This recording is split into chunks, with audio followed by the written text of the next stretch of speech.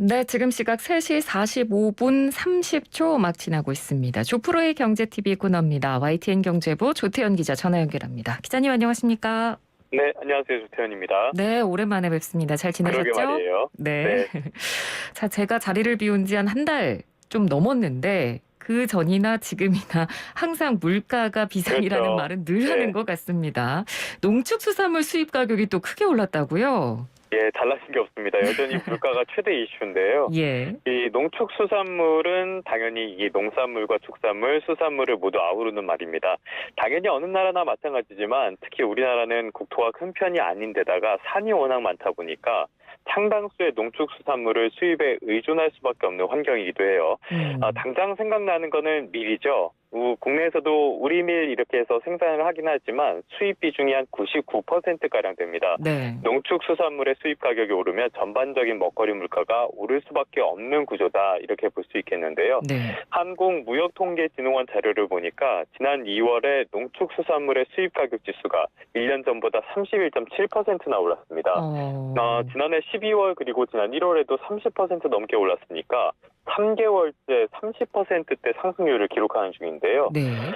부문별로 보면은 농산물 수입 가격이 33.3% 올랐습니다.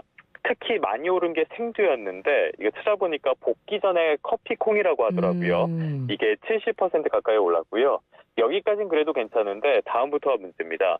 제분용 밀이 58%, 사료용 옥수수가 52%, 가공용 옥수수가 42% 올랐습니다. 이 밀과 옥수수는 가공식품의 원재료로도 널리 쓰이니까 가격이 오를 때 소비자의 체감도가 클 수밖에 없죠. 네. 또 사료용이라는 말씀을 드렸는데 당연히 국내 축산물 같은 데도 영향을 미칠 수밖에 없습니다.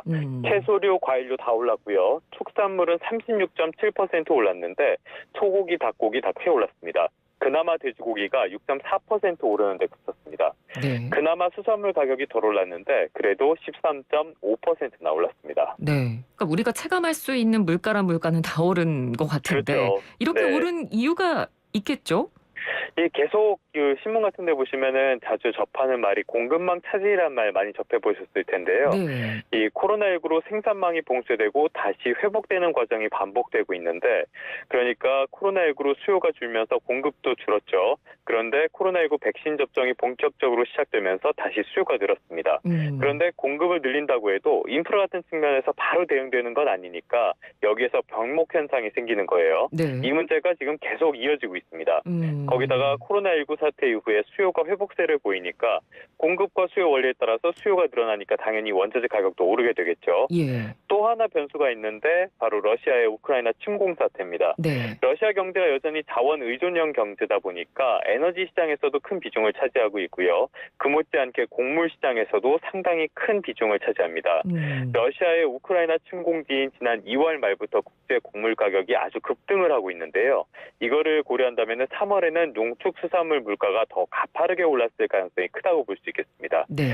이 또 하나 변수가 환율이죠. 최근에 환율 소식 여러 차례 말씀을 드렸는데 달러와 비교한 원화가 약세를 보이는 중입니다. 그러니까 쉽게 말해서 원달러 환율이 고공행진을 거듭하고 있다 이렇게 볼 수 있는데요. 이 1,200원대를 상당히 좀 오랜 기간 유지하는 중이죠. 네. 이런 국제 원자재를 거래할 때는 원화로 거래하는 게 아니죠. 보통 달러로 거래를 합니다. 그렇죠. 따라서 같은 1달러짜리 제품을 사와도 원달러 환율이 올랐다면은 우리가 부담하는 금액이 더 비싸지게 되는 거니까 수입 물가를 더 오르게 하는 영향이 있다는 겁니다. 네. 물가가 오를 수밖에 없는 이런 환경, 그 분위기, 원인들을 쭉 짚어주셨는데 3월 소비자 물가가 또 상당히 크게 오를 전망이라고요? 네, 요거는 내일 한번 다시 말씀을 드려야 될 것 같은데요. 통계청이 내일 오전에 3월 소비자 물가 지수를 발표할 예정입니다. 현재 소비자 물가는 뭐 다들 아시겠지만 5달 연속으로 3%대 상승률로 고물가가 계속 이어지고 있는 상황인데요. 네. 말씀드린 것처럼 지난달 이 러시아의 우크라이나 침공 이후에 원자재 가격이 크게 오르는 모습을 보였고요. 특히 주요 산유국 가운데 하나니까 국제 유가가 상당히 크게 올랐습니다. 네. 곡물 가격도 말씀을 드렸고요. 그러니까 물가가 더 오를 가능성이 크다 이렇게 볼 수 있겠는데 일각에서는 내년부터는 4%대에 들어설 가능성이 크다는 전망도 하고 있습니다. 그래서 정부도 내일 관계장관 회의를 열 예정인데요. 가장 대표적으로 논의되는 내용은 유류세를 추가로 낮추는 방안입니다. 네. 지금 유류세 20% 인하된 상태잖아요. 그렇죠. 이게 지난해 말부터 시작된 조치인데 7월 말까지 이어질 예정입니다. 이 유류세 인하 폭을 법정 한도인 30%까지 확대하는 방안이 논의될 전망입니다. 네. 인수위에서도 지금 인하 폭을 30%까지 확대해달라고 요청을 했고 최근에 소비자 물가 동향 같은 걸 봤을 때는 유류세를 추가 인하할 수밖에 없을 거다 이런 전망이 나오는데요. 지금 휘발유 값이 1리터에 2,000원을 넘는 상황이니까요. 너무 비싸더라고요. 너무 비싸요. 네. 저도 차로 출퇴근을 하는데 집이 멀어서 어쩔 수 없이 네. 그렇게 하는데 정말 힘듭니다. 네, 맞습니다. 근데 이 유류세를 30%까지 인하하면은 지금보다 한 최대 82원 정도 가격이 더 하락할 여지가 있다고 합니다.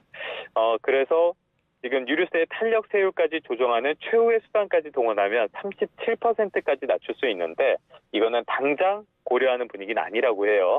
어쨌든 30%까지 내려갈 가능성이 커 보이는데 최근에 경유값이 휘발유값보다 더 빠르게 오른다는 점을 고려하면 생계형 화물차 운전자들에게는 이것도 좀 부족할 수 있습니다. 네. 그래서 유가 보조금을 더 지급하는 방안도 논의된다고 해요.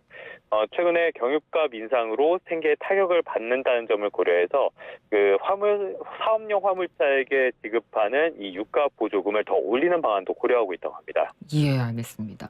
자, 이런 고물가가 기업 실적에도 어느 정도 영향을 주겠죠? 그렇죠. 예. 지난해 국내 주식시장에 상장된 기업들을 보면은 실적이 상당히 좋았습니다. 역대 최대 실적이라는 말 많이 들어보셨을 거예요, 지난해. 네. 12월 결산 코스피 상장 기업이 595개 회사인데요. 지난해 연결 기준 영업이익이 184조 원이었다고 합니다. 이게 역대 최대 실적인데 배경을 보면은 2020년에 코로나19 사태가 터지고 나서 억눌러 왔던 소비와 수요가 지난해에 터져나온 것이 큰 영향을 미친 것으로 보이고요. 네. 또 지난해에는 경기 침체를 막기 위해서 여러 가지 정책적인 지원들이 이어진 것도 영향을 미친 것으로 보입니다. 근데 말씀하신 것처럼 문제는 이제 올해인데 물가 상승을 보면은 결국에는 기업으로 치면은 비용이 늘어난다는 뜻이에요. 그렇죠. 기본적으로는 원가가 오르게 되고요. 운송할 때 쓰는 물류비도 당연히 오르게 되겠죠. 네. 그렇다고 제품 가격을 마구 올리면은 소비자에게 외면을 받게 될 수 있으니까 제품 가격 올리는 거는 어느 정도 신중할 수밖에 없습니다. 그렇습니다. 따라서 물가 상승이 기업 경영의 발목을 잡게 된다 이렇게 볼 수 있는데요. 일단 상황을 조금 더 보긴 해야겠지만 워낙 변수가 많아서요. 증권가에서는 올해 국내 기업의 실적이 소폭 감소하거나 아니면 소폭 늘어나는 그러니까 강보합이나 약보합 정도에 그칠 것으로 보는 시선이 많습니다. 네. 이 물가가 지금 2분기에는 정점을 기록할 것으로 보는 전망들이 많은데요. 그렇다고 바로 비용이 줄어드는 건 아니고 이것도 어느 정도 시간적으로 지연되는 부분이 있기 때문에 바로 실적이 개선된다고 볼 수는 없습니다. 또 조금 더 지켜보긴 해야겠지만 우크라이나 사태가 지금 계속 장기화되고 있는데 이게 얼마나 더 길어질지 얼마나 더 큰 영향을 미치게 될지도 상황을 좀 봐야 될 것 같습니다. 네, 알겠습니다. 오늘 경제 뉴스들 쭉 들어봤고요. 마지막으로 오늘 조프로의 경제TV는 어떤 건가요? 이 물가 얘기는 사실 굉장히 실생활에도 와닿는 거기 때문에 여러 차례 말씀을 드리게 되는데요. 오늘 말씀드린 건 고물가지만은 비교적 최근까지 국내 경제는 상당 기간 저물가 상황을 보여왔습니다. 물가는 너무 올라도 너무 안 오르거나 하락해도 문제가 커지게 되는데 지금은 심각한 인플레이션이 우려되는 상황이라고 볼 수 있어요. 그런데 지금 정권 교체기라는 점도 영향을 미쳤지만 정부의 대응이 한 박자 느리거나 실효성 없는 보여주기식 대책을 내놓는 경우가 적지 않습니다. 유류세 인하 조치가 그다지 신속하다고 할 수 없고요. 배달비나 외식 가격 공표 같은 것들은 뭐 별 효과도 없이 비웃음만 찬 게 또 사실이기도 하거든요. 네. 그래서 새 정부에 당부 말씀을 드리면은 물가 관리는 신속하고 단호하게 해주시기를 좀 요청을 드리겠습니다. 네, 알겠습니다. 오늘 말씀 잘 들었습니다. 고맙습니다. 네, 고맙습니다. 네, YTN 경제부 조태현 기자였습니다.